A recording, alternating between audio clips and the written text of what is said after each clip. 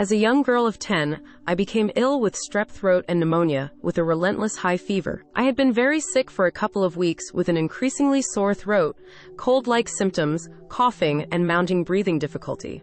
I had always had breathing problems, and after this was formally diagnosed with asthma.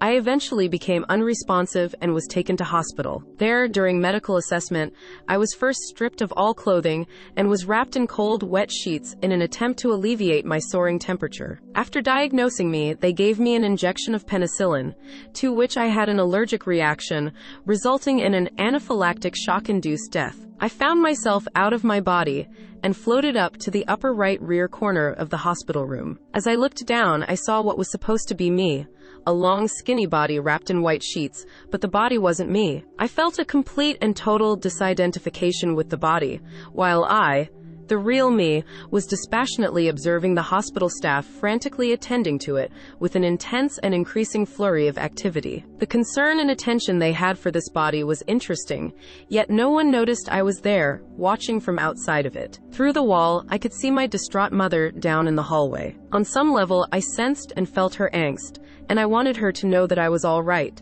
that she needn't worry or be upset. Her upset was no doubt heightened by the fact that prior to my being in this room, the doctor had sternly and angrily chastised her. Why had she not brought me for medical attention sooner? We had been at my great-aunt's cottage. It was summer. My illness progressed to the point where my fever remained high and constant, at least 104 degrees for 2 days, and my body would shiver uncontrollably. Though hot to the touch, I kept saying how cold and freezing I felt. So my mother heeded my great-aunt's advice and covered me in blankets and put a woolen hat on my head. In addition, my aunt slathered me with Vicks VapoRub and wrapped a sock around my neck. All this naturally raised my fever, which is how I became unresponsive. The doctor was angry with my mother for bringing me into the hospital in blankets and a woolen hat with a sock around my neck. He made a comment that she was cooking me to death and sternly sent her away to wait elsewhere. My mother would tell me this many years later. As I continued to disinterestedly watch all the activity, a light began to fill the room, enveloping everything in sight, making its way to me, wrapping itself around me. I no longer saw anything else but this light. The physical scene below had now faded and disappeared. The light grew brighter and brighter. It was gorgeous, magnificent. Brilliant white silvery light swirled and glided, forming and molding around me. Exquisitely soothing and flowing, it invited and welcomed me into itself. It was as though I looked into a corridor of light. The light pulled and drew me into itself and enveloped me. I had no resistance, as it felt so inviting and completely natural. I merged with the light and became it. It was me and I was it, without differentiation. As the light now, we moved along this shining tunnel. The light was so intensified that there's nothing to compare it to on Earth. It was like when you look up and see shafts of sunlight shining onto you through the leaves of trees, only magnified in brightness thousands of millions of times. In this pulsing brilliance, there was such a soft gentleness. I felt profound, exquisite love, a joining and remembrance of being this love, this true and perfect essence. I was and am that. All was perfect and whole. It felt unceasing and limitless. The indescribable, effulgent love was what I was.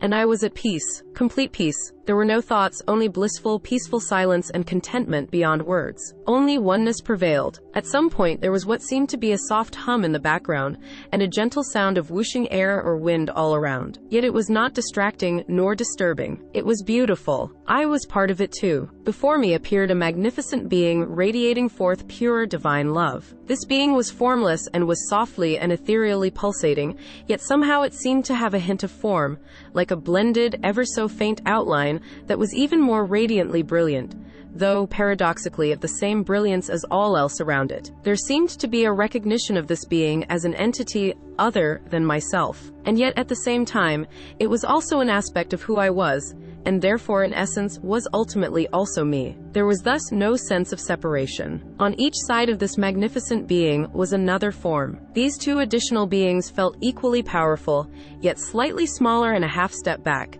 even though their edges and their entirety intermingled with the central being. They also seemed to be more in observation.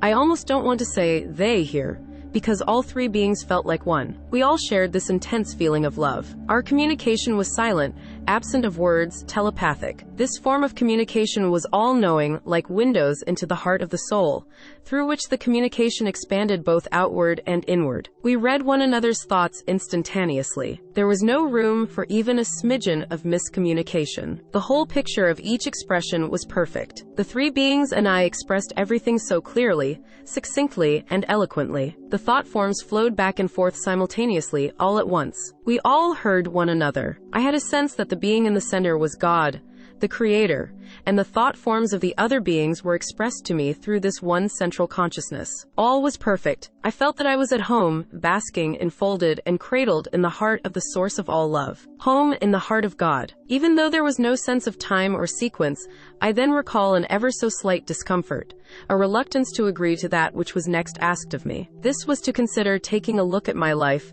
to review it, and then decide whether to remain in this loving embrace of divine perfection or to return to my body. The idea of returning to the physical was definitely a highly unpleasant one, to say the least, and I attempted to refuse entirely. Patiently and with loving understanding, I was informed that indeed I could remain and not return to the physical, if that's what I chose. Yet I was gently encouraged to first take a look at my life prior to making that decision. I felt an increasingly strong sense of resistance to this, and yet in the same instant, a knowingness that I needed to. I wasn't forced in any way. The decision came from a deep internal knowing that it was the right and necessary thing to do. And so I agreed, however reluctantly, to take a look, and as a result experienced a very vivid life recall. It was both painful and exquisitely beautiful. It was like viewing a film filled with precise detail. Every single thought, word, deed, decision, and action was brought forth and re-experienced and re-examined. It was self-evaluation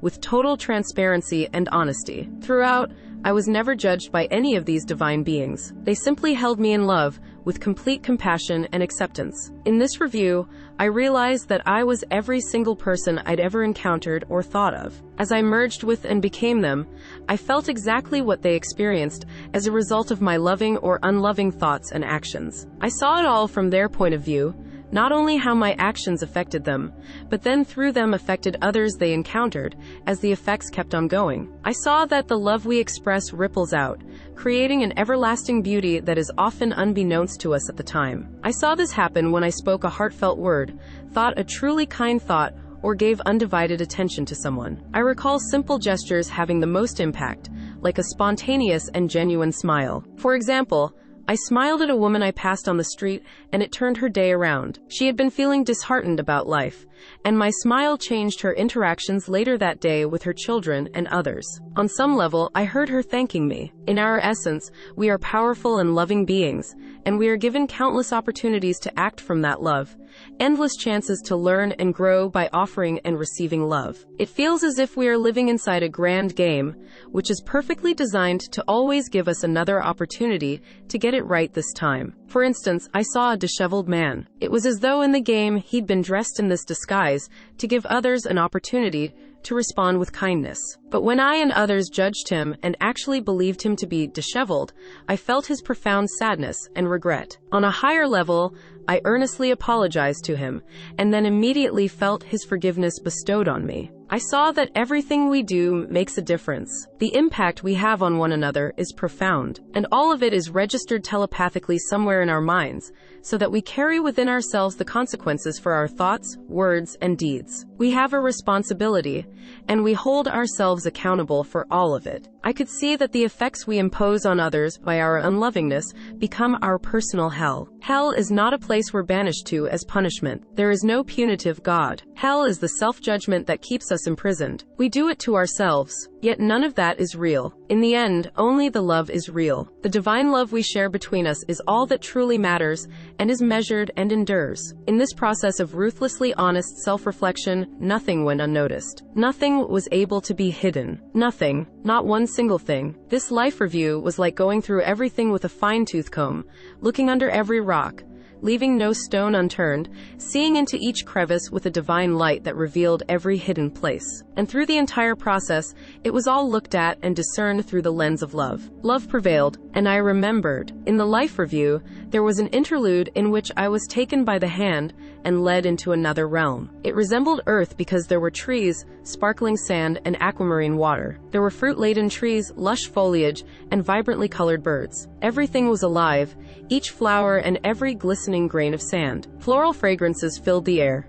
Even now, when I smell lilies and freesia, I'm transported back to that memory. It was all soft and ethereal and vivid at the same time. I was not in a solid body, nor were the others. Rather, we were in these shimmering, flowing, ethereal garments. Everyone floated and glided, just inches above the ground. We could pass right through one another, and when we did, we felt a ripple of heightened intensity above our already sustained joy. As I glided slowly along, my hand would pass through the flowers and meld with and become them, and there would be that same ripple of joy. As I passed another, our thoughts communicated instantly. We had a sense of seeing into and becoming each other. We knew we were all one another. We felt an ecstatic joy that never stopped. It would build and intensify, ebb and flow, yet it never stopped. I want to use the word orgasmic, but not in the sense we experience on Earth. It was simple, it was love, completely pure and unceasing love. I was nearing more readiness to agree to return to the body, but was still reluctant and leaning towards saying no. Then I was asked, still without words, would I look at a few more things? And I agreed. I was then given glimpses of life ahead, still to be lived. Those included the seeming challenges I would face, along with all the precious beauty that was inherent within them. I was shown the children that I would birth into the world. I felt my love for them and theirs for me, along with the love between me and many others yet to come into my life. I saw how my mother would be devastated if I died, never forgiving herself, thinking that she was responsible for my death. One of the beings I met there, who felt like my older brother, my mother had not yet informed me that she had given birth to a stillborn boy before me, told me how our mother would be very, very sad. After what I was shown of the life ahead, I was informed that if I chose to return, I would temporarily forget it all, and that it would gradually come back to me in the living of my life. Everything I was shown in the past review and the future preview was vibrant and vivid, with intensely amplified feelings. I felt reassured that all would be well. More than that, all would be and is perfect. I don't recall specifics of the future view. I don't recall details of an eventual physical death. I can remember none of that. Toward the end of the life review and future glimpses, there was an event that seemed like a finale of sorts. One last gift to be shared and shown to me. It was as though I walked into an enormous, open, ethereal space, not on Earth. In this place, absolutely everyone I had ever encountered, even including people I had just passed on the street, literally everyone, was there before me. It was a vast sea of people, and I was awestruck. As I looked around, there were faces of people who had been more prominent in my life.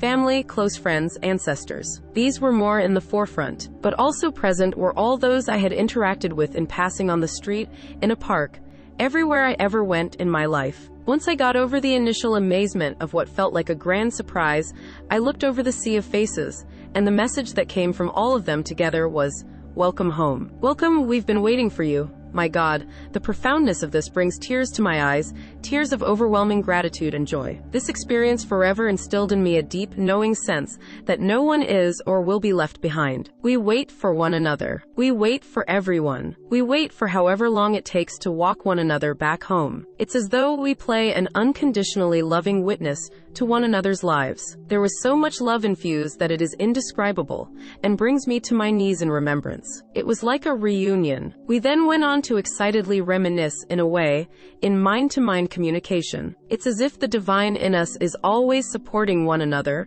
toward our eventual union with our Creator. What a revelation this part was. It was like a grandly orchestrated event on every level. A most wonderful aspect of this was how, above the surface interactions, there is a whole completely perfect other level of communication going on at all times. Even when the interaction might appear to be hurtful, when seen from that other higher level, it is only and always from love and always in the highest good for both people. It's as though I saw behind the scenes, behind the curtain of physical interactions, to what is always really going on. There's a divine intelligence at work all the time. It was incredibly funny as well to see how I had often taken things so seriously. What a tremendous relief this was to see insights into what was really going on. That is what was revealed to me in our excited reminiscing. The whole thing felt like a celebratory party. Once this reunion felt complete, and I understood what I was meant to fulfill going forward, I then chose to return to the physical. I felt I had been given a great assignment of responsibility,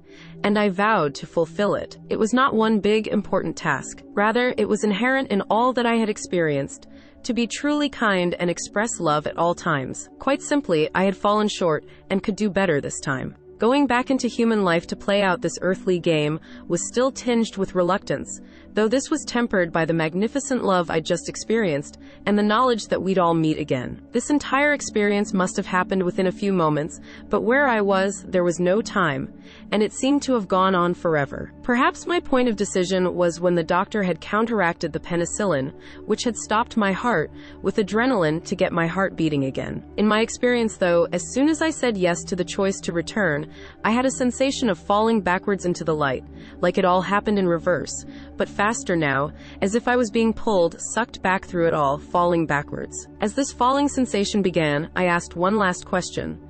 Will I have the opportunity to return to the love and light of this home and remain? The answer was a resounding yes. Yes, my child. I was falling backwards so fast that the communication became fainter. I heard the voice still, telepathically, speaking, but it became fainter and fainter, and I was straining to hear and gather it all. And then I was back in the body. I felt I understood it all. There was so much information, but it was all inside of me. The experience was about love, an unconditional love that transcends words. A love so magnificent and perfect, and that grand love resides within us all, equally. One human body could not carry nor sustain the magnitude of its unlimited power. We all share it equally. Love of this magnitude is truly indescribable in words. It is an otherworldly realm of indescribable radiance. Our purpose is to remember this love and help one another remember. And the opportunities are always right there in front of us. This experience has remained a touchstone for me my entire life. It has walked beside me the whole way. In particular, it has given me a sense of the preciousness of every interaction and the opportunity for divine love to pass between us in the smallest of exchanges. Since the experience, I've become more intuitive and had several experiences that are considered mystical, visions, including spontaneous healing many years later.